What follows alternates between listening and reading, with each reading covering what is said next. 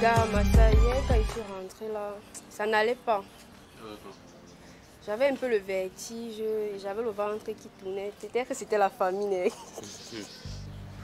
Madame, tu sais, tu manges trop. Je t'ai dit, tu manges trop. Ouais. Tu manges trop. Donc ça va regarder les balles d'Amel ce soir. C'est dans le cahier, c'est dans le cahier. Oui, je sais que je mange trop. C'est un rappel. Oui, laissez. Non. Laissez, je sais que je mange trop. Et même quand on est en train de débattre, tu trouves toujours moins de mecs que la nourriture dedans. Je sais, c'est parce que tu connais à mon modèle, tu sais à ce qu'il veut. Tu me quoi? Accouche. C'est comme si j'ai faim. Tu as faim. Toujours valer. Il n'y a rien pour moi là-bas, non. Non, sérieux. Non, je suis sérieuse. Il n'y a rien pour moi. Je savais. Il n'y a rien pour moi. C'est trop. Avec tout ce qu'on fait ici, tu dis que tu n'as rien. Tout ce qu'on fait, toi-même tu fais la même chose que moi. Non, mais sur le plan financier. Sur le plan financier, regarde un peu. Essaie un peu de voir. Sur le plan financier, ce que tu as déjà eu ici. Depuis que j'ai commencé la faire ici, j'ai quand même beaucoup gagné. Voilà. Non les gars. C'est ça, les gars. Bon, vous avez déjà bien à mon argent. Vous tous, ici le plus petit d'entre nous là, depuis qu'on a commencé, c'est là, il y a même 30 000. Non, pas moi. Rien que l'événement de la francophonie. Pourquoi c'est comme là. si tu parlais de toi? Rien que l'événement de la francophonie là. Les portraits rapides qu'on fait. Je me rappelle du 5 000 que le père là m'a donné. Ah, les 5 000 que tu avais partagé. Voilà. J'avais donné les 500. Vous avez même complété le transport. C'est vrai que j'avais aussi fait quelques portraits rapides là, mais un portrait à 500. Le jour là, j'avais pas trop travaillé, mais j'avais quand même fait un portrait d'une fille là. J'avais dessiné ses yeux. Gars, les 500, ça m'avait sauvé. Et il y a un camp comme ça, il n'y avait rien, même 100 francs, il n'y avait pas. Et puis mon transport, quand il va au carrefour, mais quand mon tableau, une femme là m'arrête, elle me dit que mon tableau est beau et qu'elle voulait acheter. Mais j'ai hésité de vendre ça parce qu'il voulait voir le cordeau. Quand il vient le lendemain voir le cordeau me dit qu'il est bien fait de ne pas vendre. J'ai eu mal au cœur alors qu'il avait besoin d'argent. Gars, normalement non. C'est que quand on va retracer ton histoire, quand tu vas devenir riche là, si on cherche tes premiers tableaux, tu ne vas pas retrouver. Il ne va rien voir. Après, tu vas commencer à courir derrière la personne à qui tu as vendu ça que non. Gars, quand c'est que là maintenant il a besoin d'argent, il fait comment? Gars, quand tu vas devenir riche, est-ce que ce sera un problème et qui... Même à l'esplanade de ville là-bas, on était partis, on avait toujours réalisé un tableau de peinture de la secrétaire générale de la francophonie. Oui. Une passagère était toujours venue, elle avait vu, elle avait dit que c'est très joli. Pour nous encourager, elle nous avait toujours donné 10 000. Et on était partis à Carafatas avec. On avait acheté les gâteaux et tout ça. Attends, quand tu vas à Carafatas, ça va aller des chinelles qu'on a mangé là, on est massacré.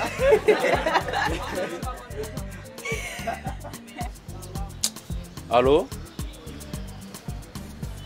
Allô? Bonjour.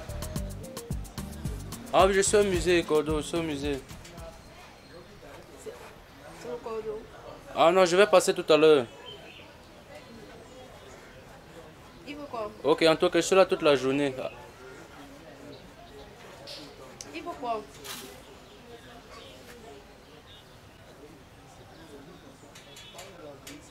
D'accord, après. Les gars, Il y a quoi? les gars, on a un bon marché là qui vient d'entrer. On va causer après, travailler d'abord. Travailler d'abord, vous aimez trop l'argent. On va causer après. Arracher alors ça dans ma bouche. Quand le plus intelligent parle. En fait, ça donne l'argent, mais quand je repense à mes débuts, c'était pas facile parce que mes parents n'avaient pas vraiment accepté que je vienne ici. Pourquoi mes parents acceptent que je dessine? C'était pas facile parce que moi-même je dérangeais. Je me rappelle comment au cours moyen 2, je dessinais dans tous mes cahiers. tous mes cahiers, il y avait les Sangoku, les Naruto, c'était l'époque, man. Et je pense même vous tous ça, vous avez fait ça. Personne ne va me dire qu'il n'a jamais dessiné dans ces cahiers. Toujours. Ça arrivait à un niveau où, au collège, même, on m'interdit de dessiner. Parce que non, je ne copiais même plus les cours. Il a fallu que je donne le bac à mon vieux pour que le gars me laisse un peu dessiner. Mais bon, je crois que là, ça va déjà. J'ai fait déjà une gang de formation. Donc, c'est pisse. Et je vais montrer à mon père qu'avec ça, je peux faire beaucoup de choses. Quand je me souviens, j'étais allée à l'hôtel de ville. Il y avait un événement là-bas, c'était le Cameroun accueille l'Asie. Et comme je suis une otaku, je me devais donc d'aller accueillir les Japonais. J'arrive donc sur place, il y avait les Japonais, les Coréens, les Chinois. Bon, je suis partie un peu de partout là. Et puis quand je rentrais, j'ai donc vu M. Afana. Il était en train de faire le portrait d'un bébé. Je me rapproche et je regarde et je dis que mais c'est quelle technique comme ça là. Il me dit que bonjour mademoiselle, vous voulez un portrait rapide? J'ai dit non, la seule personne à faire mon portrait, c'est moi. Le gars dit d'abord yes. Oh. Ah. Après il me dit que tu es une artiste. J'ai dit non, je me bats. Après il me dit fais voir tes œuvres. Quand je montre maintenant mes œuvres, il dit que mais, tu as du talent, tu ne devrais pas cacher ça. Là maintenant il me donne le tract de la formation professionnelle de masse. Et c'est donc là que je viens ici pour la première fois et je rencontre le cordon. Maintenant le plus gros problème, la plus grande difficulté, c'était donc d'expliquer ça à la maison. Quand j'arrive à la maison et j'ai dit que je suis partie au musée parce que on a dit que j'ai le talent en dessin. Voilà alors le tract qu'on m'a donné. Ma mère se m'a dit que je ne veux rien entendre. Tu es déjà en Waikele, non? Tu fais master, non? Voilà, reste tranquille. Donc, j'ai donc commencé en cachette. C'est au fur et à mesure qu'elle a eu à voir mes œuvres qu'elle a vraiment compris que j'avais du talent. Maintenant, est-ce que sur le plan financier, ça devait être ça? Donc, je me suis donc dit que je dois prouver à mes parents qu'avec de l'art, on peut gagner sa vie. Donc, c'est un peu ça mon combat. Moi, de mon côté, avant de connaître qu'il y avait la formation d'art plastique, déjà d'abord au lycée, je me rappelle, moi, je ne copiais pas toujours les cours. Quand maintenant, il fallait présenter le bulletin, c'était autre chose. Mais bizarrement, ma mère, elle a toujours aimé quand je dessine et tout comme ça là. Bref, je me suis arrêtée en première, moi je n'ai pas continué.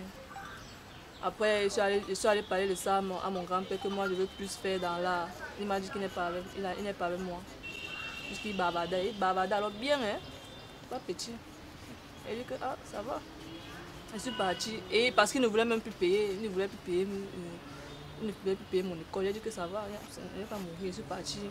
J'ai essayé de faire une bande dessinée, j'ai sorti ma BD et tout. Ça me rapporte quand même quelque chose.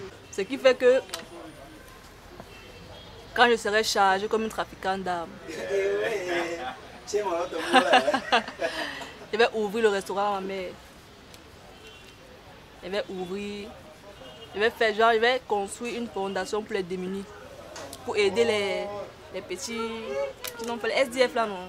Non, parce qu'il faut quand même qu'on les aide un peu quand même. Je vois que pour moi c'était assez compliqué. Hein? Bon, pour moi, j'ai eu la chance que ma mère m'a toujours soutenu dans ce que je fais. C'est que je fais le dessin depuis que je suis petit. Elle m'a toujours soutenu dans ça, donc j'ai eu la chance là.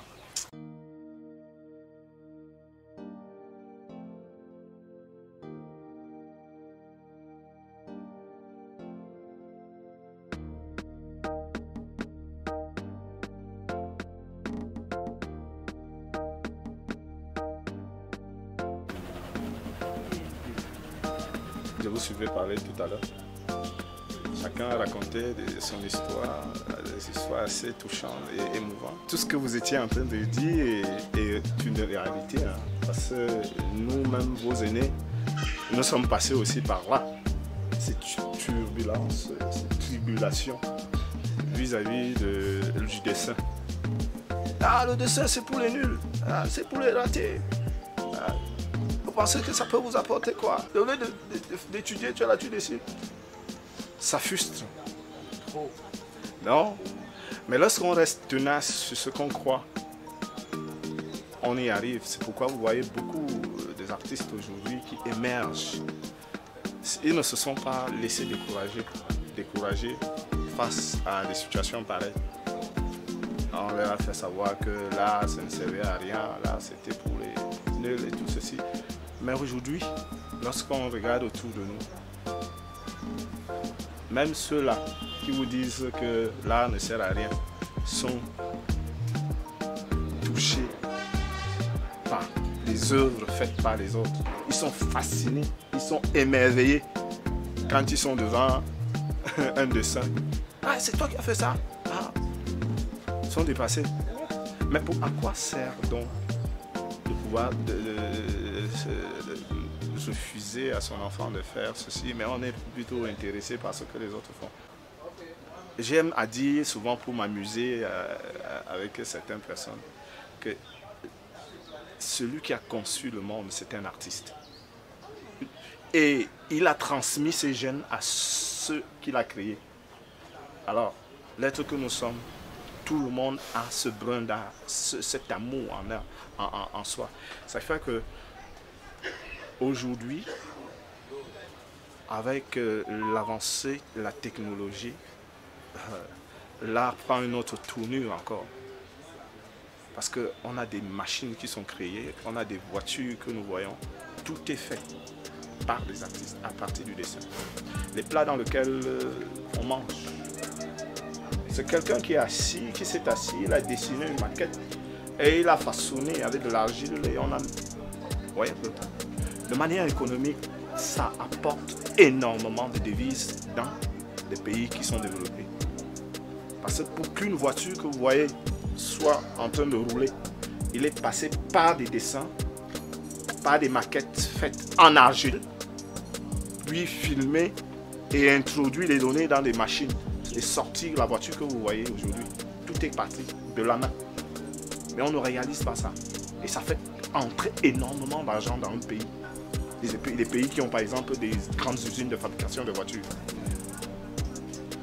Le tourisme, les touristes se déplacent pour faire quoi? Pour découvrir la culture d'un pays. Et à travers la culture, on a de l'art qui raconte l'histoire d'un peuple, qui raconte l'histoire d'un pays. Et ça fait entrer énormément d'argent. Donc, qu'on ne vous dise pas que l'art ne sert à rien. Ceux-là n'ont pas encore compris. Et lorsqu'ils vont comprendre, peut-être ça sera trop tard pour leurs enfants qu'ils ont dépendu de faire. Donc leurs yeux peut-être pour pleurer. Oh, si je savais, je laissais mon enfant. Le monde dans lequel nous sommes actuellement en train de prendre une autre tournure. Et l'art avec